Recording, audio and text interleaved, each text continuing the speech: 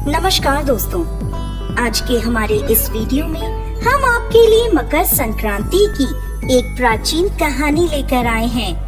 एक समय की बात है, किसी राज्य में हरिदास विष्णु सेवक और उसकी पत्नी गुणवती रहते थे। गुणवती बहुत सुशील और भगवान विष्णु की परम भक्त थी। वो एक पतिव्रता स्त्री थी। उसने प्रायः सभी प्रसिद्ध देवी देवताओं के व्रत आदि किए, एकादशी आदि का व्रत नियम पूर्वक किया, परंतु धर्मराज जी की पूजा उसने कभी नहीं करी थी।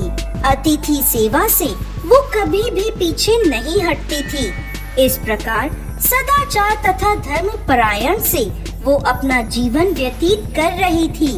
एक समय गुणवती मृत्यु को प्राप्त हो गई। धर्म कर्म के प्रभाव से यमदूत उसे आदर पूर्वक पापियों को भय प्रदान करने वाले धर्मराज जी के लोक में ले गए, जहां उसने देखा कि उस लोक के 4 द्वार हैं। नगर के बीचों बीच धर्मराज जी का बहुत भव्य और सुंदर मंदिर है। जिस मंदिर में धर्मराज जी विराजमान हैं, उनके पास चित्रगुप्त जी भी विराजमान हैं, जो मृत व्यक्तियों के पापों का लेखा जोखा धर्मराज जी को सुनाते हैं। यमराज के दूत गुणवती को वहां ले गए।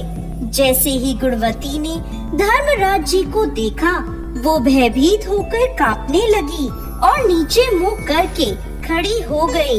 तब चित्रगुप्त जी ने धर्मराज जी को गुणवती के पाप और पुण्यों का लेखा जोखा सुनाया। धर्मराज जी गुणवती की भक्ति देखकर प्रसन्न हुए, परंतु वह कुछ उदास थे। उनकी उदासी गुणवती को दिखाई दी।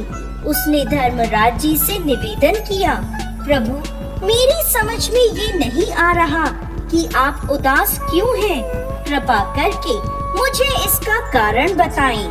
तब धर्मराज जी ने कहा, हे देवी, तुमने जब तक व्रत दान आदि कर सभी देवताओं को संतुष्ट किया है, परंतु मेरे नाम का तुमने कभी भी कोई भी दान पुण्य व्रत आदि नहीं किया। यह सुनकर गुणवती बोली, प्रभु, मेरा अपराध क्षमा करें। मैं आपकी उपासना की विधि नहीं जानती थी।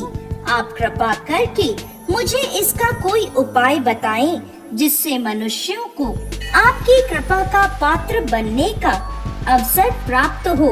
तब धर्मराज जी कहने लगे, सूर्य भगवान के उत्तरायण में जाते ही जो महापुण्यदायी मकर संक्रांति आती है, उसी दिन से मेरी पूजा शुरू करनी चाहिए। इस प्रकार साल भर मेरी कथा सुनने से और मेरी पूजा आदि कर दान पुण्य देने से व्यक्ति सभी प्रकार के दुखों से मुक्त हो जाता है और फिर वह व्यक्ति मेरे पास सदा सुखी रहते हैं। यह सुनकर गुणवती ने धर्मराज जी से प्रार्थना करी, हे प्रभु, यदि ऐसी बात है तो मुझे इन यमदूतों से छुड़ाकर फिर से संसार में वापस भेज दीजिए, जिससे मैं आपकी कथा का प्रचार कर सकूं। गुणवती की यह प्रार्थना सुनकर धर्मराज जी ने उसे धरती लोक पर वापस जाने की स्वीकृति दे दी।